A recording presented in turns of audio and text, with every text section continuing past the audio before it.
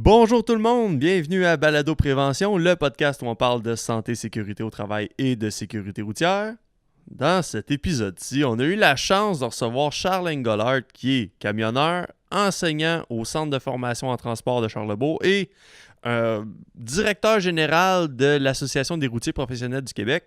On l'a reçu en fait pour qu'il vienne nous parler de son métier, mais avant tout, Charles a vécu un grave accident de travail dans le cadre de son métier d'enseignant et il est venu en fait nous parler de comment ça s'est passé et les conséquences physiques qu'il a eu, mais aussi sur toute sa vision de la santé et sécurité du travail, même dans le cadre de métier d'enseignant. C'est un épisode qui va être, je pense que vous allez apprendre beaucoup de choses. On parle de camionnage, mais je pense que vous allez vraiment apprécier le déroulement de cet épisode-là. Allez, bonne écoute!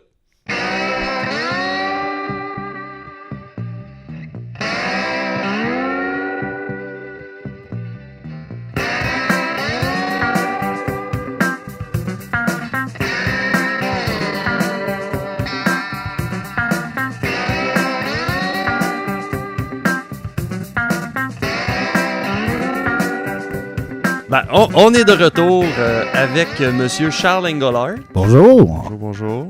Merci de m'accueillir. Ben, merci d'avoir accepté l'invitation. Ça fait plaisir. Charles Engelhardt, enseignant au Centre de formation en transport de Charlebourg. Oui. Directeur général. Directeur général de l'Association des routiers professionnels du Québec. Je fais partie de l'équipe qui a fondé l'association. Okay. Ça c'est l'ARPQ? Oui, exactement. L'ARPQ. Est-ce que tu as d'autres chapeaux? Chauffeur de camion. Yeah. Tu sais, quand on commence une carrière, tu regardes les vieux, là, tu te dis, hey, ça fait 20 ans, 25 ans. Il fait longtemps qu'il fait ça. Mais c'est ma 25e année. Là. OK. Fait que c'est ça. Ça a commencé comment dans cette industrie-là? On pense jamais qu'on va se rendre jusque-là, puis tout d'un coup, on se fait jouer un tour, on est rendu là. Ça a commencé comment? Ben, c'est la passion de conduire. Je pense que chaque chauffeur de camion, quelque part, cette passion-là, on l'a en dedans. C'est un divorce. Une séparation là, qui m'a amené vers un changement de carrière. Parce qu'avant d'être chauffeur de camion, j'étais maître d'hôtel. J'étais maître d'hôtel, enseignant en restauration. Dans le divorce, j'ai retourné prendre une année sabbatique par chez nous au Nouveau-Brunswick, de Moncton. Puis j'ai un garçon, puis il était avec sa mère ici à Québec. Puis à chaque 2 semaines, je venais le chercher. Okay. Je partais de Moncton le matin, je venais le chercher ici à Québec, puis je retournais le soir. Donc, je faisais l'aller-retour dans la journée. Puis c'est à force de me promener sur cette route-là, puis de dépasser les camions, tout ça. Tu dis, écoute, il me semble que je pourrais être payé pour faire ça. Je pourrais l'essayer, moi aussi. Ouais, c'est là qu'est venu la piqûre. J'ai fait un cours, puis depuis ce temps-là, mon premier voyage, je ne pouvais pas croire que j'étais payé pour faire ça. C'était... Wow! J'ai vraiment trippé. Là. Et puis cette passion-là, je l'ai gardée depuis le début. Il me semble avec les gens qu'on a reçus ou les gens qu'on rencontre dans différentes écoles, dans différentes entreprises où on donne la formation, le premier voyage, ça a l'air d'être quelque chose de marquant. Soit que je suis arrivé à quelque part, on m'a donné les clés, tu sais que c'est par où, Toronto, là? Vas-y, ou il y a quelque chose qui se passe. Mon premier voyage, c'était Albanie. Albanie, tu fais quasiment ça avant dîner aujourd'hui, là, puis ça paraissait comme la fin du monde, là, le premier voyage. Une chance, le premier voyage, il ne faut jamais donner un Virginie à quelqu'un, un nouveau, il va mourir. Ouais. Albanie, aller-retour, j'en ai eu pour mon petit change. J'ai trouvé client, me perdre, je pourrais en parler pendant des heures dans mon premier voyage. Là, mais Albanie, c'est Vermont. C'est Albanie, New York. Ah, ok. Là, c'est 3 heures l'autre bord de la colle. Je vous rappelle que j'ai coulé mon cours de géographie. De cartographie. C'est ça. C'est encore ça. Puis là, des années en tant que conducteur de camion. Écoute, les 5 premières années, j'étais pour Landstar. Landstar, j'ai parcouru l'Amérique du Nord au complet. Je partais... moi, j'étais un parteur longtemps. Et je fais partir jusqu'à 2 mois et demi avant d'en revenir. Oui. Ça a été... Tout le monde a le réflexe de... Non, jamais. Mais tu sais, quand ta vie est faite en conséquence c'était mon plus beau temps dans le camionnage. Okay. Hein, parce que j'avais pas un pied qui voulait partir et un pied qui voulait revenir. S'il arrivait une contrainte dans ma semaine, ben, ça retardait pas mon temps à la maison ou ça coupait pas ma fin de semaine. Et, la remise à zéro n'existait pas dans le temps. Donc, tu accotais ton 70 heures, il fallait que tu prennes 2 jours de congé. Fait que je prenais mes jours de congé sur la route. Fait que j'ai visité à peu près tous les centres-villes, les pistes de NASCAR, Walt Disney en Floride, en Californie, Universal Studios. J'étais un gros touriste. Quand c'est le temps d'arrêter, c'est pas... malheureusement, il y en a certains que quand ils sont 2 jours quelque part, tu les attacherais avec une corde de 25 pieds du camion puis il y a 10 pieds de trop parce qu'ils ne bougent pas de là. Moi, on ferme la porte puis c'est qu'est-ce qu'il y a à faire alentour. Moi, j'ai été voir les Canadiens à Dallas pour 20$, les Diamondbacks en Arizona. Il y en a tellement de choses parce que le voyage, c'est la culture. Fait, quand tu es layover, c'est go. En Ontario, Californie, loue une voiture, va te promener downtown, Beverly Hills... on va... il y en a plein de choses à visiter. Là. Donc, c'est ça. Puis après ça, mais... Après 5 ans, c'est correct. Là. J'ai fait le tour. Là. Fait que j'ai trouvé un emploi chez un employeur québécois. Pour le groupe Boutin pour 12 ans. 11 ans. OK. Puis je suis au centre de formation en transport de Charlebourg depuis 9 ans. L'espace, le moment où tu as été enseignant en hôtellerie versus le moment où tu es arrivé enseignant au CFTC, un bout. Est-ce que le fait de ne plus être devant un groupe ou à transmettre tes connaissances directement à un groupe, est-ce que ça te manquait? C'est indirectement, je me dirigeais vers là. OK. Cette passion-là à l'intérieur, je l'ai amenée chez mes employeurs. Je me suis occupé. J'étais accompagnateur de gens en stage dans une transition quand ils sortent de l'école chez l'employeur. J'ai monté des programmes de formation chez mon employeur pour pouvoir accueillir les stagiaires puis qu'il y ait un suivi de qu'est-ce qui était enseigné à l'école. Puis à un moment donné, mais mon CV, j'étais le porté au CFTC. Mais dis-moi si je me trompe, mais je pense que tu as l'air de quelqu'un qui aime prendre les choses en main. Oui. Je pense que tu arrives quelque part, s'il y a quelque chose qui se fait pas, moi je vais le faire. J'ai un peu cette vibe-là. La RPQ, c'est fondé comme ça. Ouais, c'est ça. C'est arrivé quand, ça? C'est le 105, quand le 105 km/h est arrivé. OK. On parle de 2008. 2008. Okay. Ouais, dans le cas de 2008, à Truck Stop Québec, il y a eu une entrevue qui s'est faite avec quelqu'un du gouvernement. Ça n'a pas très bien été, l'entrevue. Hein. Puis la personne s'est fait un peu ramasser ses lignes ouvertes plus qu'il pensait. Là. Okay. Puis pour s'en sortir, il a dit, bon, ben on va inviter un chauffeur de camion, puis un voiturier, un propriétaire, un broker, à la prochaine table. Fait que là, il s'est un peu fait louanger, ça allait bien. Fait que quand il est arrivé au bureau, il a envoyé une lettre comme quoi qu'on n'avait pas d'affaires là. Puis que c'est juste des associations reconnues qui sont assises aux tables. On a dit parfait, on va s'en faire une. Puis on va en faire reconnaître. Fait que c'est ça qu'on a fait. Ça a pris 2 ans avant d'être capable d'être reconnu. Puis de faire notre chemin pour se rendre jusqu'aux tables. Là, présentement, compagnie de 5 camions et moins et l'employé, c'est l'ARPQ qui représente. C'est un porteur de dossier au MTQ ou à n'importe quel palier gouvernemental, quand il y a un projet de loi ou quand il y a quelque chose à travailler dessus, il va analyser quel secteur d'industrie ça va affecter, puis il va convoquer les gens que ça va aller affecter. Puis nous, on est convoqués là, tout le temps. Là. On travaille conjointement. On avait notre place parce qu'on ne fait pas compétition à personne. Le but, c'est pas d'aller là et d'essayer de faire compétition à une autre association. On n'a pas de temps à perdre. Moi, j'ai mon emploi, puis s'il y aurait déjà eu une association qui aurait représenté le chauffeur de camion, puis les petits employeurs, on n'aurait pas parti de l'association. On les aurait approchés, puis on les aurait aidés à la place, parce qu'ils arrêtaient là. Ouais. C'était comme un trou. C'était comme un trou qui était là, puis qui était représenté un petit peu par tout chacun qui voulait toucher, mais que personne ne pouvait être membre dans ces groupes-là. Et c'est pour ça qu'on a eu notre place. Puis depuis ce temps-là, on travaille activement. Le but, c'est pas de faire compétition ou de nuire. C'est de représenter et d'expliquer la réalité, parce que ça serait le fun que les lois qui arrivent, ils puissent bien fonctionner. Et pas pour rien que le logbook électronique qui arrive présentement, qui est aux États-Unis et qui s'en vient bientôt. Pourquoi que l'Amérique du Nord est en train de se demander comment ils vont faire? Vous savez, la grogne qui est arrivée aux États-Unis. Ça donne-tu un signe qu'il y a peut-être quelque chose dans la loi qui n'est pas adapté pour le camionnage? Tu sais, c'est pas juste le Québec, non? C'est partout. Tout le monde... Pourtant, le logbook électronique ne rajoute pas une autre réglementation. Hein. Il fait juste s'assurer que la réglementation en place est respectée. Puis si tout le monde se lève contre le logbook électronique, c'est qu'il y a un problème.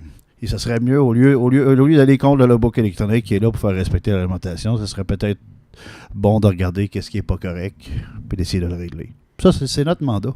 C'est le mandat d'une association. Fait que dans le fond, je pense que c'est juste... ce que je trouve intéressant là-dedans, c'est que, c'est comme tu dis, c'est pas d'aller contre nécessairement. Fait que c'est pas nécessairement de... C'est d'unir un peu le mécontentement et d'utiliser une voie qui est bien établie, qui est régulée. Exact. Pour bien faire passer le message. Le rôle premier d'une association, c'est toujours la sécurité. On n'essayera jamais d'aller contre quelque chose qui pourrait être non sécuritaire. Exemple, dans la loi, qu'est-ce qui ne marche pas présentement dans le camionnage, puis que si tout le monde aurait respecté cette réglementation-là à la lettre quand elle est sortie, peut-être qu'on aurait eu les outils pour la faire changer. Mais vu que, tu sais, puis je parle pas juste pour le Québec, là, si l'Amérique du Nord au complet, là, et de même, là, tout croche, là, c'est parce que l'amplitude n'a pas vraiment été adaptée pour le métier. L'amplitude, ce qui est la plage horaire pour pouvoir effectuer notre journée. Il y avait une ouverture récente, une étude ça, peut-être... Oui, puis on pousse très... Nous autres, ça fait en lien avec d'autres associations, sans nommer de nom, on pousse pour ça. Là. Puis on poussait avant cette étude-là. C'est reconnu, selon la SAC, qu'une période de 2 heures dans la couchette est une période efficace pour récupérer. T'sais, avant, il n'y avait pas de façon de voir si c'était vraiment ça qui se passait avec le camion, mais avec le logbook électronique, il va le voir que le camion, il est 5 heures dans la cour d'un client. Il l'est physiquement. Le camion ne bouge pas. Il y a le GPS de connecté en plus dessus. Le chauffeur s'en va en arrière, prend une pause, il est 5 heures dans sa couchette. Et c'est 3 heures de plus que la plage horaire de 2 heures qui est déjà reconnue comme une période sécuritaire. Le 16 heures devrait être repoussé de 5 heures. Ça devrait y permettre d'être capable de faire sa journée. Mais présentement, aujourd'hui, non. Le 5 heures compte dans la plage de 16 heures. Puis c'est ça que l'industrie contournait indirectement. Il ne faut pas se dire des menteries. Voyez-vous, c'est ça le rôle de l'association, c'est de dire les vraies choses. Fait que là, c'est des choses comme ça qu'on pousse. Okay. Mais je trouve ça bien parce que c'est dit avec... C'est bien posé. Je trouve. Tu sais, je veux dire, ça pourrait être facile de s'emporter des fois, puis oui, ben partir ses médias sociaux, puis virer sur le top, puis une vidéo filmée derrière un volant. Jamais. Puis si vous suivez notre page Facebook, vous allez voir qu'il n'y a aucune émotion qui se passe. Oui, je suis la page de RPQ. On va mettre les choses qu'on fait, puis on n'embarque pas dans la vague, là. Polémiste un peu. Émotionnel. Ouais. C'est pas notre mandat. On passera pas des journées à se battre là-dessus parce qu'à un moment donné, ça devient sans fin. Ouais, c'est ça. Ouais. Fait que c'est pas... non, l'énergie, il faut la garder aux bonnes places. Hein. Oh, je suis d'accord. Les sujets sur lesquels vous mettez votre énergie, on parle depuis tantôt des heures de conduite. Y a-t-il d'autres aspects précis qui sont visés par les actions de l'ARPQ? Depuis 2013, on vise la formation obligatoire. C'est pas normal. C'est pas... Voyez-vous, l'Ontario est arrivé avec une formation de 103 heures depuis juillet l'an passé. Saskatchewan, avec ce qui vient de se passer avec l'équipe des Broncos, ils veulent avoir 70 heures et peut-être s'ajuster à 103 heures comme l'Ontario. La Colombie-Britannique veut arriver avec la formation obligatoire. Nous, ça fait depuis 2013 qu'on demande à la SAC. On a déposé un mémoire d'avoir la formation obligatoire. La réponse qu'on a, c'est toujours on n'a pas de sous. Les budgets ne sont pas là. C'est poussé par le DEP, c'est trop. C'est 115 heures. Non, le DEP est toujours sa place. C'est les écoles privées devraient avoir, c'est pas un chèque en blanc, une formation obligatoire. C'est un programme déjà préétabli. Nous, qu'est-ce qu'on a déposé dans le mémoire, c'est 80 heures. 35 heures théoriques, 45 heures pratiques, une base. Mais il faut comprendre que ça, c'est juste pour déclencher le processus. Tu sais, de faire une proposition qui a de l'allure. Là, il y a des tables qui se créent, puis le dossier est étudié. Il peut en sortir 200 heures, là, il peut sortir 150, 100, mais c'est pour l'amorcer. Donc, on pousse encore la force. C'est pas normal que, premièrement, c'est les classes commerciales qui pour avoir accès à la classe commerciale, il n'y faut aucune preuve, validation de formation qu'il faut apporter, mais pour une voiture, ça en prend une, pour une moto, ça en prend une, pour toutes les autres classes. Puis on arrive aux classes commerciales, non. Ouais. T'as ta classe de permis de conduire. La personne apprend. Tu sais, c'est quelqu'un qui est allumé, il peut prendre le conduite de véhicule lourd, son apprenti, il y a un chum qui a un truck, il pratique dessus, pratique sa ronde de sécurité, il arrive à sa classe 1, puis il serait légalement prêt à prendre n'importe quel véhicule, sauf un grand train routier, sans aller sur le chemin. Il n'y a aucune base à part de ce qui est marqué dans la conduite d'un véhicule lourd sur la réglementation, tout ce qui entoure le métier. Puis, juste savoir, vous, de ce côté-là, à la RPQ, est-ce que c'est plus au niveau de dire on veut que nos chauffeurs soient en sécurité ou plus au niveau de la reconnaissance du métier ou du sérieux du métier? Un avec l'autre. Ouais, je suis d'accord, mais... tu sais, les salaires et tout ça, les salaires, ça, c'est pas l'enjeu d'une association. C'est un syndicat. Ouais. Non, mais je voulais pas dire la reconnaissance par le salaire, mais dire, regarde, on est un vrai métier, on nécessite une vraie formation. Écoute, ça vient parallèlement un peu avec ça, parce qu'il n'y a aucun métier non plus que tu peux dire, c'est un métier, puis il n'y a aucune validation de compétences. Ouais, c'est ça. Ouais. Mais à quelque part, oui, il y a une autorégulation qui se fait avec la commission du transport qui ont de la misère à engager quelqu'un qui n'a aucune expérience ou aucune formation reconnue parce que le propriétaire protège ses points. Ouais. Mais il y a toujours quelqu'un quelque part qui va être prêt à engager pareil. Mm-hmm. Ça serait intéressant que la personne ait une base. Une base, faut pas attendre qu'il y ait un accident comme qui s'est passé en Saskatchewan pour dire, on va embarquer dans le grand roue puis on va avoir une formation obligatoire. Fait que ça, c'est sûr qu'on le pousse. Après ça, il y a les événements qui arrivent tous les jours, comme Valleyfield, la 30, avec le poste de payage. Puis là, la route à Valleyfield, congestionnée de camions. La ville de Valleyfield fait une pétition comme quoi qu'ils ne veulent plus avoir de véhicules lourds. Ben là, surtout que le MTQ a reçu cette demande-là, 3 associations, tout de suite que ça l'affecte, nous, l'ACQ, puis l'NCAI. Donc les 3, on a descendu à Montréal, à Valleyfield. Puis là, c'était la grande rencontre avec les élus de la région. Tu peux pas commencer à faire ça parce que c'est une boîte de Pandore. Donc là, après ça, ils vont trouver qu'il y a trop de trucks sur le bois Ramel. Et c'est des routes numérotées. Là. C'est pas une ruelle. Là. Puis en plus, il y a un poste de payage. Fait que chaque poste de payage se doit d'avoir une route de contournement. C'est dans la réglementation. Puis ça ne peut pas être Montréal, la voie de contournement. Déjà là, Montréal veut plus. C'est un autre dossier, ça, qui voudrait quasiment que les trucks qu'on arrive de nuit par pigeon voyageur, là, mais c'est non. Là, Valleyfield, on essaye de trouver, il n'y a pas de solution, c'est de trouver le meilleur compromis. La 13, qui est arrivé, l'accident, pas l'accident, mais l'année passée, quand que les gens ont passé la nuit dans la tempête, on travaille encore là-dessus. Là. C'est sûr que les dossiers, ça ne se règle pas en 2 semaines. Là. On a eu une table la semaine passée, parce que là, il y a eu des recommandations. Là, on travaillait sur différentes recommandations. Là, le gouvernement voulait savoir, parce que là, il y a des camions, il y a des pneus de camions, à cette heure qu'il y a le flocon. Le flocon... Fait que là, le gouvernement voulait savoir, est-ce que ça serait plus sécuritaire d'obliger les véhicules lourds d'avoir le flocon? Moi, je te dire, on va peut-être plus préciser. Là. Moi, je travaille plus en informatique, fait que ça m'intéresse de savoir c'est quoi. T'sais, moi, je suis moins en SST pur. Là. C'est quoi, tu dis, le flocon, c'est un...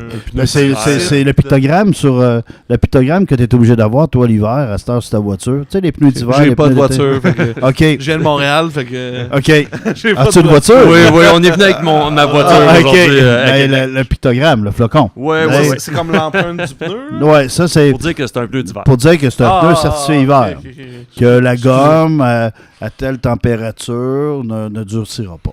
Ok. Mais là, il a fallu nous expliquer que le pneu de camion, c'est pas la même conception. Premièrement, il développe beaucoup plus de chaleur à cause du chargement, le poids. Le pneu est chaud comparé à un pneu de voiture. On n'est pas obligé d'avoir ce flocon-là. Deuxièmement, il n'est pas Smart Wave. Smart Wave, ça veut dire qu'il n'est pas homologué. Il ne pourrait pas aller en Californie. Et différents États qui est en train d'avoir la même certification. Fait que là, si tu obliges le Québec d'avoir ce pneu-là, ce type de pneu-là, on a beaucoup de compagnies qui ne seront même pas capables de faire le plus que les transports. Ben oui, toutes les compagnies qui font la Californie à des retours, ça ne marcherait pas. Ouais. Puis la problématique, c'est peut-être plus la profondeur des crampons. Parce que si tu as des gens qui ont le pneu avec le flocon, puis qui le gardent usé trop longtemps, ben ça revient à la même problématique. Ouais. Donc la problématique est peut-être plus sur la profondeur du crampon que du type. Je comprends. Donc, ça, c'est le rôle de l'association d'apporter ça au gouvernement parce qu'ils nous le demandent. C'est notre expertise. Puis après ça, le gouvernement va toujours s'en virer de bord puis ils font ce qu'ils veulent. Mais ils veulent que ça fonctionne, ils veulent que ça marche. Ben oui, c'est pour ça. Puis je ne veux pas faire du capital politique sur l'entrevue qu'on fait là pour aller solliciter des membres, mais si tout le monde saurait comment que le gouvernement, tout le monde sachait, c'est ça? Tout le monde saurait. En tout cas, saurait, je pense. savait. Ben, à 3, on va l'avoir. Si tout le monde savait comment que le gouvernement fonctionne, tout le monde serait membre d'une association quelconque. Parce que le gouvernement ne fonctionne qu'avec les associations. Les regroupements, comme vous, comme nous. Pierre-Jean-Jacques ne peut pas aller influencer au programme de loi ou les tables. Et avant même l'influence, c'est tough de se renseigner. Je pense à la ronde de sécurité. Quand ça a été adopté, le temps avant que ça entre en vigueur, combien de gens l'ont su à la toute dernière minute? C'est parce qu'ils ne sont pas membres nulle part. C'est ça. Tu sais, nous autres, on a beau pitcher de l'information sur des pages. Bon, à un moment donné, on l'a mis directement sur notre page Facebook pour informer tout le monde parce qu'il y avait tellement de gens qui ne le savaient pas. Puis on l'a remis une semaine après. Puis moi-même, personnellement, chaque fois j'arrêtais, puis je voyais des gens, puis je leur demandais, la ronde de sécurité, êtes-vous correct? Savez-vous tout ce que vous avez besoin? Et c'était tellement atroce la non-information qu'il pouvait avoir. Chaque fois que j'arrêtais, là, mais je déchirais des pages de notre ronde de sécurité, puis je le donnais. Puis je disais, regardez, ça, c'est des informations, vous savez, il faut que vous ayez la liste 1 à bord. Puis, c'est quoi tout ça déjà? Puis, elle était posée, la loi, là. Ouais. Puis, une fois que tu as eu le règlement, une fois que tu as vu le guide, tu ne l'as pas nécessairement compris parce que c'est. Nous autres, on a passé beaucoup de temps avec la ronde, puis on fait encore sur différents sujets, de comprendre ce qui est écrit. C'est sûr que, oui. Mais moi, ce que je trouve fantastique avec la ronde comparé à la vérification en départ, c'est si quelqu'un voit une défectuosité, il peut tout de suite aller consulter. Parce que la liste 1 est à bord. Mm-hmm. Combien de fois ces réseaux sociaux vous y avez passé? Hey, il me manque un wiper du côté helper. Hein, c'est quoi? C'est-tu mineur ou majeur? Ou puis là, ça part. Les garde-boue. On n'en voit plus trop. Hein, c'est passé des affaires de même parce que la liste est à bord. C'est pour ça qu'elle a été faite là. Hein, fait que les gens peuvent aller la consulter. C'est-tu mineur ou majeur? Il y a juste peut-être certains paragraphes qui se sont enfargés dans les fleurs du tapis quand ils ont écrit puis qui amènent des réflexions que tu as apportées. Là. Mais à la base, moi, je trouve que c'est le changement fantastique. Tu sais, il y en a beaucoup qui pensaient que la fin du monde allait arriver le 20 novembre quand la ronde de sécurité allait arriver.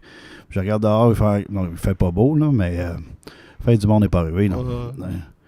Bien souvent, il ne faut pas embarquer dans les polémiques. C'est pas toujours aussi pire que les gens pensent. Ouais. Non, mais c'est ça que j'aime du discours, c'est que c'est pas alarmiste, c'est pas accusateur, c'est juste, gars, il faut faire des compromis, il y a différents partis avec différents enjeux, différentes ressources, il faut qu'on se parle. Mais la ronde de sécurité fait partie du travail d'harmonisation. Mm-hmm. Vous savez, l'arrimage a fait partie de l'harmonisation. Puis ça a été une bonne affaire aussi. Tu sais, les gens avant avaient peur d'aller au Nouveau-Brunswick parce qu'ils disaient crime, j'ai peut-être pas assez de straps, ils sont assez sévères, puis tout. Mais tu sais, le Nouveau-Brunswick était à la hauteur de la réglementation qui est aujourd'hui.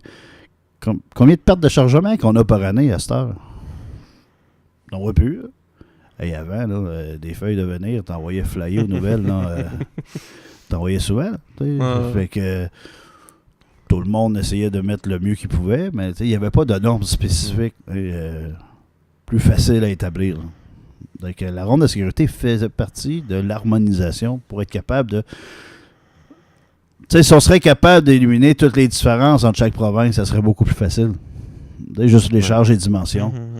C'est, quand, c'est une autre chose, le flocon, quand on a parlé, on a dit, écoutez, il faut pas faire comme... comment il s'appelle l'humoriste avec le faucon? Faut pas se tromper. Là, c'est le flocon, c'est ça. Non, c'est pas le faucon, c'est le flocon. On a dit, écoutez, on essaye de travailler à l'harmonisation. Pourquoi créer une nouvelle réglementation? T'obliges ça. Tu as tous les transporteurs américains, les transporteurs des autres provinces qui arrivent ici. Il faudrait qu'ils changent tous leurs pneus pour être capables de rentrer au Québec. Mais là, ça commence à être lourd. Il faut essayer de trouver une autre solution. On m'a déjà dit, la solution la plus simple, c'est souvent la meilleure. Quand t'as pas à te casser le basic pour savoir quand je vais partir du Québec, je pars de mon terminal, je m'en vais à ma destination. Si je sais que c'est la même affaire partout. Le plus simple, ça peut être partout pareil. Là, parce que juste les charges et les dimensions, tu charges ici, tu t'en vas livrer à Vancouver, mais là, il faut essayer de voir dans chaque province, c'est laquelle qui va être le plus bas comme poids, puis là, il faut que tu charges pour ça. Puis peut-être tu te promènes dans le même pays. Là. On devrait être capable d'avoir une réglementation pour la charge, comme qu'il y a aux États-Unis. Il y a 2 essieux, 80 000 livres. Que tu y ailles dans n'importe quel État, c'est 80 000 livres. Et ici, on devrait être capable d'avoir ça. C'est plus difficile, mais avec le CCATM, il y a beaucoup de travail qui se fait pour l'harmonisation. Mais c'est bon, on parle de santé et sécurité. Peut-être qu'on pourrait passer à une section un peu plus humaine de l'épisode. Est-ce que tu veux nous parler un peu de ce qui est arrivé en l'hiver dernier? Tu sais, moi, avec mes élèves, je suis monsieur sécurité. Je check tout le temps ce qui se passe alentour. Parce que les élèves sont dans l'apprentissage. On est dans un environnement, on pense pas à ça, mais notre environnement dans le camionnage est très dangereux. Hein. Autant sur le chargement, flatbed, tomber en bas des semi-remorques, désarrimé. Juste mon frère s'est cassé la mâchoire à 2 places parce qu'il y avait de l'huile sur un gant, puis il y avait trop de tension dans le strap, puis ça a glissé, puis la barre l'a frappé sur le menton. Ça a tout fendu, 14 points de suture. Dans un contexte de formation ou sur non, sur lui, la c'était job? sur Lui, le c'était job. sa job. Okay. C'est un environnement que je veux pas que des élèves tombent en bas du trailer. On fait juste atteler, il faut aller vérifier si on est bien piné parce qu'il ne faudrait pas échapper les trailers. C'est un environnement dangereux sans le savoir. Puis malheureusement, parfois on tombe dans nos pantoufles quand on est dans ce métier-là. Mais l'accident qui m'est arrivé, c'est pas ça du tout. Je ne suis pas tombé dans les pantoufles. Là. On faisait un transfert de neige. Tu sais, des fois, c'est pas dans le DEP, mais on peut faire de l'enrichissement. Ben oui. Puis il y a trop de neige en avant, il faut le transférer en arrière.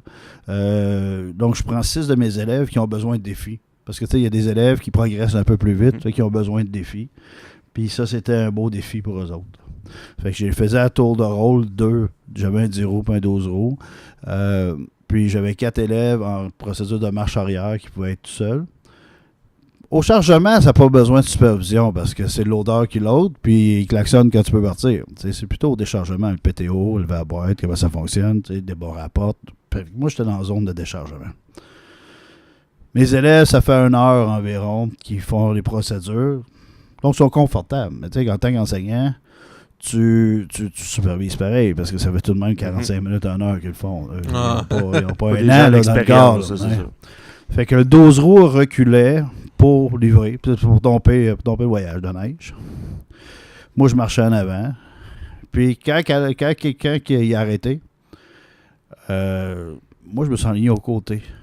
Mais au côté, au début de la boîte, je voulais entendre les portes débarrées. Parce que s'il lève et les portes ne sont pas débarrées, le truc va lever avec. Mais il y a un bloc de glace, un mastodonte, 3 pieds de haut pour à peu près 4 pieds de long, un bloc qui est sorti par le côté et qui me tombé dans le cou. La benne était en montant. Elle a commencé à monter. Okay. Elle est en montant. Moi, j'ai rien senti. Okay, j'ai perdu la carte instantanée. Le bloc a travaillé en descendant. Il a cassé le cou. Après ça, il a snappé la vertèbre. Il a cassé la C5, la D1. Il l'a fessé. Le nerf en arrière a été écorché. C'est pour ça que mon côté gauche a arrêté de fonctionner. La thoracique 3 a écrasé sa 4. Puis la C7 a explosé. La colonne a cassé là. Puis ça m'a propulsé vers les essieux en arrière.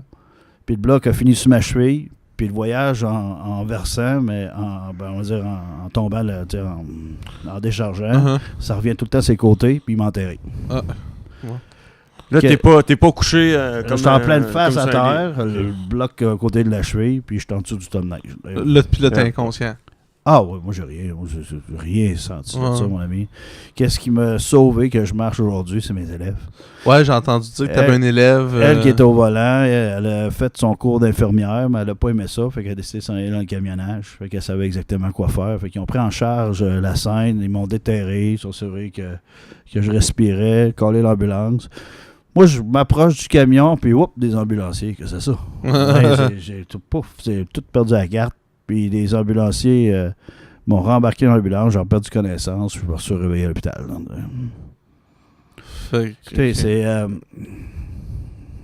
C'est SST, la CNSST, c'est les accidents au travail. Parfois, on met beaucoup l'accent sur... Tu sais, tu as un environnement de travail. C'est quoi les procédures qui sont déjà écrites? C'est quoi les choses qui sont déjà établies? C'est quoi... Mais il faut aller au-delà de ça, on n'a pas le choix. Moi c'était pas écrit, ça. Il n'y avait pas de procédure de ne pas se tenir aux côtés de la benne, puis pas en arrière, là, parce qu'il faut être intelligent, pas en arrière. C'était aux côtés, plus vers le chauffeur. Là, hein. Puis ça allait arriver. Fait qu'il faut être plus vigilant encore de ce qui peut exister comme écriture de procédure. Parce que suite à mon accident, il y a eu une nouvelle écriture de procédure à CNSST pour le déchargement de camions à benne. OK, fait que vraiment, à partir de là, on s'est dit clairement... C'est quoi la zone de sécurité désignée que quand il y a un déchargement, personne dans ce périmètre-là. Ils ont passé une semaine. Ils ont passé une semaine à l'école à comprendre puis à écrire. Puis quand ils sont venus me voir la semaine d'après, ça fesse un peu parce qu'ils m'ont montré la photo du bloc puis tout, puis ils m'ont dit, tu sais, une équipe qui sont habitués de faire les reconstitutions d'accidents, ils m'ont dit, on se demande comment ça se fait que vous avez réussi à passer au travers de ça, non? C'est probablement la carrure. Ouais. OK, ouais. Mais là on peut, juste mettre en contexte un peu, là, en ce moment, on parle de... On est quoi, 5 mois? 5 mois après l'accident. Tu marches, t'es quand même fonctionnel à... C'est un miracle. Ouais, c'est ça. C'est d'un bout à l'autre, c'est un miracle. La chaise roulante aurait été à côté. Si mes élèves me bougeaient, c'était la chaise roulante. Après ça, quand je me suis fait opérer, c'était moitié-moitié. C'est selon qu'est-ce que... Parce qu'il y avait des nerfs de coincés, il y avait plein de... Ça lui a pris 3 jours à planifier l'opération. J'étais à Saint-François d'Assise. C'est là que l'ambulance m'a amené. Puis ils m'ont passé des tacos. Puis ils m'ont dit, on peut rien faire pour vous. Là. Vous avez le dos puis le cou cassé. C'est en traumatologie à l'Enfant Jésus. Puis là, j'ai été 14 jours là-bas, là, dont 4 aux soins intensifs. Tu dis, ils m'ont dit ça. Ils ont dit ça à quelqu'un d'autre, j'imagine? Non, j'étais réveillé. Ah oui? Je bougeais pas fort, je bougeais pas pantoute, là. Mais il me parlait, j'avais ma conjointe, puis il me parlait. Je me rappelle de peut-être la moitié. Parce que j'étais gelé comme une balle, excusez le terme, là, mais... Non, c'est 6 mg de Dilodil aux 3 heures, on va dire, tu vois des éléphants partout. Fait que... Tu pars de loin, tu sais, c'est un accident de même, là. Puis, je veux pas transmettre que je suis unique, parce qu'il y en a beaucoup. Malheureusement, il y en a beaucoup qui sont dans mon cas que tu rentres travailler, on se pense tout un peu invincible. Hein? Tu sais, ça, c'est l'être humain, on est bâti comme ça. Ça arrive aux autres. Ça arrive pas à nous autres, ça. Puis ça m'est arrivé. Ça change une vie.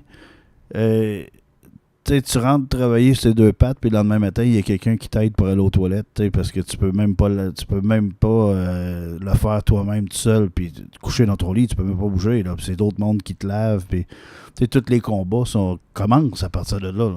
La première fois, j'ai réussi à me laver. J'étais 1h30 dans la salle de bain. Quand je suis sorti de là, je me sentais comme un roi. J'ai réussi à me mettre du déo, du parfum. Je me suis brossé les dents 4 fois pendant cette heure et demie-là. C'était fantastique.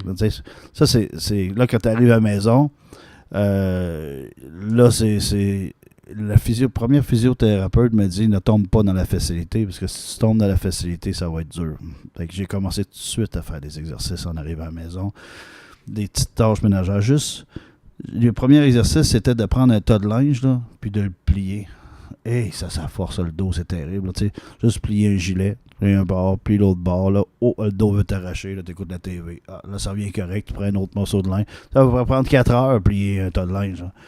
Mais tout le temps des exercices. Fait que c'était une pente montante tout le temps. C'est pour ça qu'aujourd'hui, tu me vois, je marche, mais c'est un combat de tous les jours. Oui, c'est clair. Là, j'arrive de la physio, puis c'est 5 jours semaine, la physio. Ça fait 1 mois et demi que c'est 5 jours semaine. C'est de l'ouvrage. C'est à temps plein, malade. Je savais pas ça. Mais l'ont pas dit dans mes cours. Ah oui. Mais avec tous les dommages physiques, les séquelles au niveau de l'appréciation de ton travail ou de la vie en général, est-ce que ça a changé? Moi, je suis quelqu'un de très positif. Okay? C'est sûr que ça a changé des choses. Je m'attarde moins à des niaiseries. À un moment donné, on a une vie à vivre. Je m'en suis rendu compte. Parce que le bloc, s'il tombait 1 pouce plus à droite, il m'aurait déconnecté la colonne du crâne. J'étais mort sur le coup. Il a comme pogné le cou en biais. Puis ça a été ma chance de survivre. Puis aujourd'hui, je suis là, puis je remercie la vie. Il y a un nouveau moi, parce que je ne veux pas dire que I'm a reborn again. Un born again, ouais, non, je ne suis pas un preacher.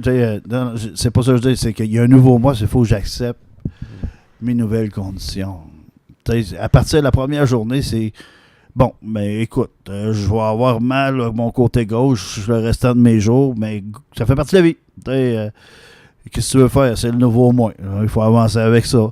À un moment donné, je vais chez mon médecin, je rentre, ben écoute, j'étais avec la canne, le collier cervical.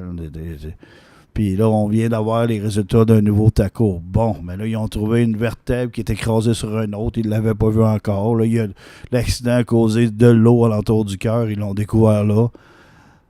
Ben, écoute, je te dis, quand je suis sorti de là, j'avais pas plus mal que quand je suis rentré. Là. Ça fait partie du tout. C'est la game. Hein. Tu sais, des fois, il y en a qui vont avoir un disque d'écraser sur un autre, puis ça fait des douleurs à vie. Moi, ils ont rajouté ça sur le tas. Hein. Ben, même si je pique du nez, qu'est-ce que tu veux que je fasse? Moi, je veux retourner voir mes élèves. Ouais, le retour au travail, c'est important pour toi? C'est primordial. Je vais être tout croche un petit peu. C'est tout intérieur. Là, ce qui était le fun avec le collier et la canne, le monde savait que tu étais malade, il tenait les portes. Attention, tu t'accrochais pas. Là, c'est pauvre monsieur. La journée que j'ai perdu ça, j'avais autant mal. Là, mais je peux pas te dire combien de fois je me suis rentré dedans. Puis c'est ça. Mais la connexion avec un enseignant et les élèves, ça se décrit même pas. Mon groupe, moi, je vais les accompagner dans le DEP, puis eux autres, ils vont m'accompagner dans mon retour au travail. Ça va être 16 heures par semaine. J'ai pris un cours à temps partiel parce que les gens travaillent le jour puis viennent à l'école le soir. Moi, ça va me donner un débit que je peux continuer à travailler à la physio puis avoir des objectifs pour être capable d'un jour réembarquer dans le camion. J'ai jamais été malade. Hein? J'ai pas un bon malade, moi. Quand ils m'ont dit qu'ils m'opéreraient, j'ai regardé la neurochirurgienne. Combien de temps la convalescence? Elle me dit, t'es fait tough 16 semaines. Le lendemain de l'opération, j'ai appelé à job. J'ai calculé, ça fait 1er mai. Il y a un cours qui commence le 14. C'est aujourd'hui le 1er mai? Ouais, fait que j'ai dit à la fille des horaires, j'ai dit, mets-moi sur le temps partiel qui commence le 14. Ben là, Charles, tu viens de te faire... Ben moi, sur le cours le 14, je vais être là. C'était mon objectif. Puis je rentre le 14. Ça donne une motivation, j'imagine, en rencontrant des défis de même. Mon objectif était là. Je me suis dit, au pire, ben il y a d'autres enseignants qui vont le prendre. Fait que non, j'ai pas lâché... tout le monde disait, ouais, on verra. On leur dit, hey, le jeune, t'es belle jeune. Le jeune de 49 ans. Tu rêves en couleur, Ben non, c'est officiel. Ils ont tout checké, scan, tout. Je peux me retourner avec mes élèves. Non, c'est fun, ça. Ouais. Puis ça, est-ce que tu as l'impression que évidemment, c'est pas comme si hier c'est arrivé, mais t'as-tu l'impression que maintenant, quand tu vas dire de quoi, le monde va l'écouter? Monsieur Sécurité. Ouais, le Monsieur Sécurité, il est crédible, là, à cette heure, là. Mais il va avoir une phase...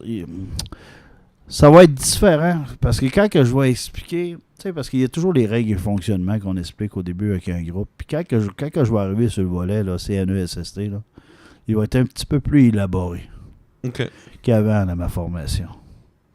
Les risques. Tu sais, j'avais toujours un peu dans la tête, mais écoute, vous travaillez déjà tout, vous savez c'est quoi la CNESST, tu sais, on n'en parlera pas pendant 1 heure, on va énumérer c'est quoi les dangers qu'il y a dans le camionnage, puis après, on va passer à d'autres choses. Tu sais. Là, ça va être un petit peu plus en profondeur. Tu sais. On va parler des procédures aussi, si il arrive un accident, là, j'étais chanceux. Là. J'étais chanceux parce que je n'avais une qui était là, mais si elle n'aurait pas été là, puis il m'aurait tiré par les pattes, m'a sorti en dessous. Tu sais, c'est... Fait que, oui, j'ai jamais pensé que l'enseignant pouvait tomber. C'est ça, hein, un enseignant. Nous autres, moi, je suis conseiller en prévention, je fais un petit peu un travail similaire, puis j'ai l'impression d'avoir la petite job. Je regarde quelqu'un travailler, j'ai une petite job tranquille en sécurité, je transmets des connaissances, mais... Oh, ouais, là, ton accident, en fait, m'a fait réaliser que, ouais, des fois... Puis là, après ça, j'ai commencé à analyser les autres DEP. Ouais. Qu'est-ce qui pourrait arriver dans les autres DEP qui pourrait arriver la même chose que moi? Tu parles des DEP par rapport au transport? Non, en général, parce que moi, ça m'a fait ça aussi. C'est pas un accident d'enseignant que j'ai eu là.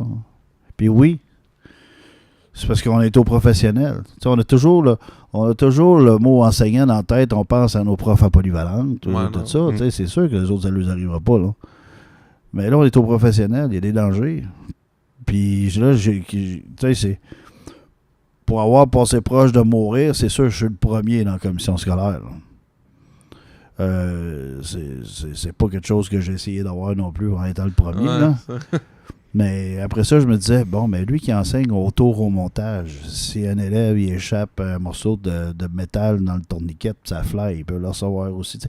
On a beaucoup de dangers aux professionnels, les enseignants, qu'on sous-estime et qu'on voit pas. Ouais. Mais là, c'est ça. On va y voir un peu plus. Là. Est-ce qu'à long terme, tu penses que tu devrais t'investir quelque chose en parallèle à ton enseignement pour l'extérieur? Premièrement, je m'investis beaucoup à l'extérieur avec l'association, je vais vous dire. Là. Non, mais dans un autre domaine, puisque là, on parle, mettons, quelqu'un qui travaillerait en électricité ou, je sais pas moi, en élagage ou quelque chose comme ça. OK, non. Parce que pour enseigner dans un DEP, ça te prend 5 ans d'expérience. Il faut que tu aies 5 ans d'expérience dans le métier. Ça fait partie des règles de base pour pouvoir enseigner au DEP. Le seul métier que je pourrais enseigner au DEP, c'est en restauration. Non, mais... oui, effectivement. Là, je suis allé dans un autre. Mais est-ce que... Quand je dis investir, c'est pas nécessairement enseigner, mais juste dire... Essayer d'ouvrir des portes un peu. Puis, regarde, moi, ça m'est arrivé... checker de votre bar, là. Checker de votre bar pour conférencier. Conférence, c'est ça. Ou... Je sais pas, peut-être. J'ai la jasette pour. Ça, c'est sûr, certain. Ok, écoute, c'est une très bonne idée. Je sais que dans mon centre aussi, on a des comités. Le comité de CNESST. Probablement, je vais essayer de m'investir là-dedans aussi. Conférencier, c'est sûr que j'aimerais ça. Conférencier invité, j'adorerais ça. De là me partir d'une compagnie de conférence pour faire le tour de la province. Non, on rentre même pas là-dedans. Mais quelqu'un qui m'appelle comme conférencier invité, là, on va jaser en masse. Parce que t'as quelque chose à dire, je pense. Oui, puis je suis habitué de jaser devant le monde. Ça, c'est la base aussi pour être capable de faire les conférences ou jaser devant le monde. Puis c'est pas évident ça au début. Mais là, ça va super bien. Là. J'ai une question parce que j'ai lu un peu, puis j'ai écouté un épisode de Truck Stop Québec où tu racontais un peu ton histoire avant qu'on se rencontre. Puis une question que je me demandais, c'est toi t'as vécu ça, c'est sûr que là tu dis comme t'es pas un born again, mais tu vois ça différemment. Tu vas porter dans ta vie de tous les jours, tu vas porter une attention particulière. Et quand tu dis ça, c'est sûr que sur le coup, moi, je t'entends et je fais que c'est vrai, faut que je fasse attention. Mais on dirait que ce feeling-là, des fois, dans 2-3 jours, il part. Tu sais. Ben, c'est sûr, parce que là, t'es comme en conscientisation intense. C'est ça. T'sais. Mais là, mais ça serait quoi la meilleure un chose réflexe, pour, une pour garder habitude, c'est dur à changer. Là, mais c'est probablement c'est d'essayer d'identifier les petits dangers. Okay. C'est toujours de... Aussi qu'on commençait pas à regarder alentour, c'est juste peut-être de regarder alentour. Peut-être juste d'élever les yeux aussi. Parce qu'on est habitué d'avoir une vision en face de nous. Puis beaucoup d'accidents arrivent d'en haut. Peut-être des fois, là, quand t'es arrêté un coin de rue, t'attends pour traverser. Juste regarder ce qui se passe être alentour. conscient De l'environnement. Moi, c'est une conscientisation de l'environnement qui est arrivée. Le bloc, quand j'ai approché, si j'aurais levé les yeux en l'air, peut-être que je l'aurais vu qui était sur le bord. en train de tiper là, sur le coin. Ouais. Là. Ouais, c'est vrai. Mais on a une vision qui regarde par en avant. Ouais. Donc c'est moi, je suis dans la position de dire avec des si. Parce que ça m'est arrivé. Ouais, c'est ça. Mais c'est plutôt que le 360, là, mais il faudrait qu'il soit par en l'air aussi. Là. Regarder un petit peu plus ce qui se passe alentour. Là. OK. À part de ça, ben, c'est le quotidien de tous les jours. Là. C'est... comment je dirais ça? Tu sais, la conduite préventive, c'est va en même temps avec la conduite économique parce que les gens prennent le temps et tout.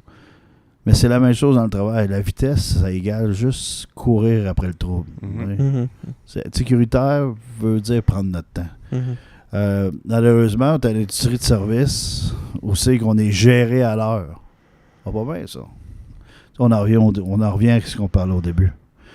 Le chronomètre qui part, 16 heures. Touc, ça part. Là, si tu as des contraintes de trafic ou n'importe quoi, tu arrives chez le client, là, tu te dépêches. Là.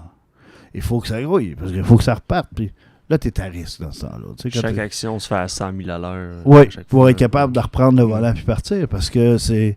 Tu sais, tu as eu 4 heures d'attente chez le client.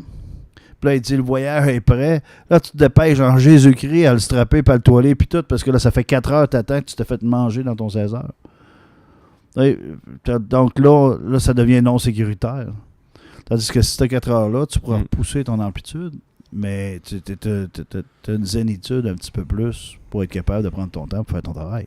Parce que si tu sais, tu vas être capable de l'exécuter, la livraison, puis respecter tes délais. Tu sais, c'est comme une roue qui tourne. C'est la chose première que je dis à mes élèves, c'est prenez votre temps pour faire les choses. Hein. La vitesse, ben, je dirais peut-être moins en entrevue de même que ce que je le dis précis, qu'est-ce que ça égale la vitesse, là, mais ça lève pas haut. Là. On a reçu des membres de Via Prévention par la CNESST, on a reçu les statistiques d'accidents de travail pour 2016. Puis j'ai regardé ça ce matin avant l'entrevue. Et on avait en 2015, moi je regarde tant 2 unités, les camionneurs et les chauffeurs-livreurs. Donc ceux qui chauffent des camions, qui font des livraisons. Pas sûr qu'il faut plus de manutention. Oui, aussi. Oui. Mais j'avais compté 785 dossiers d'accidents de travail en 2015. Puis là, en 2016, on était rendu à 831. Donc 2016? 2016. C'est les plus récentes qu'on a. 2017, on n'a pas fini d'être comptabilisés. On a 2016. Mais je pense à ça, le 800, ça revient à 831 personnes qui ont subi des conséquences dans leur vie de tous les jours en ayant une blessure à différents niveaux. C'est sûr que c'est pas toutes des blessures comme la mienne. Non, exactement. Moi, ça a explosé de partout. Il y a beaucoup d'entorses lombaires. On est dans un métier que... Des fouleux, des cassures. On conduit. On mange vite. On engraisse.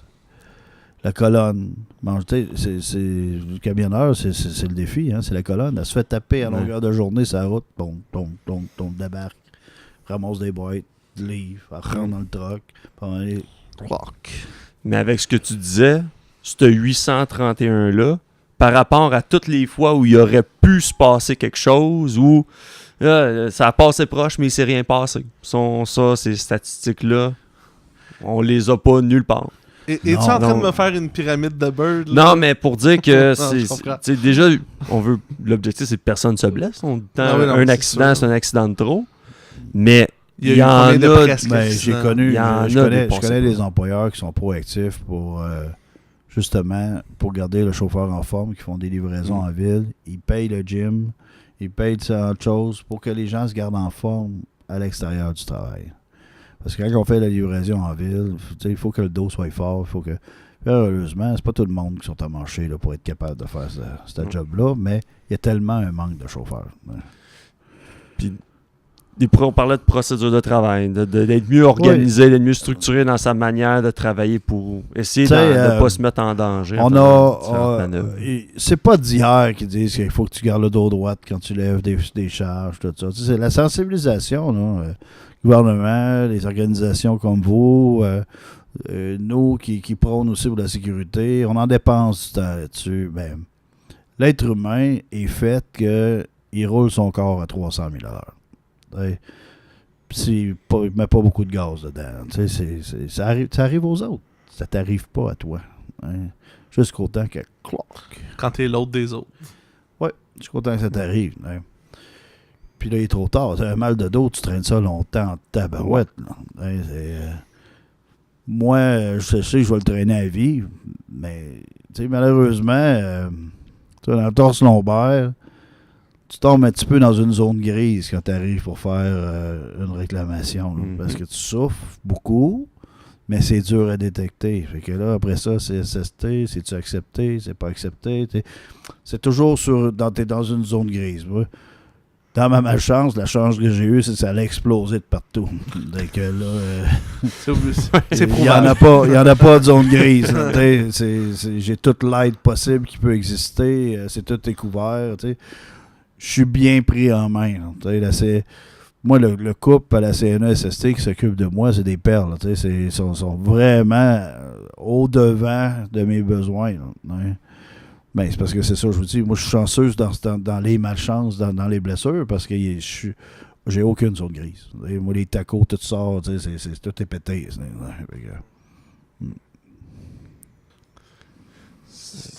C'est bon. Bon, ben écoute, on va aller s'entraîner après l'entrevue.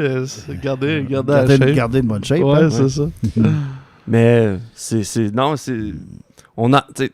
on entend parler d'accident, mais d'avoir un témoignage direct comme ça d'un événement grave, ça fait prendre conscience. Puis c'est un peu ça qu'on essayait avec le podcast aussi, c'est sûr.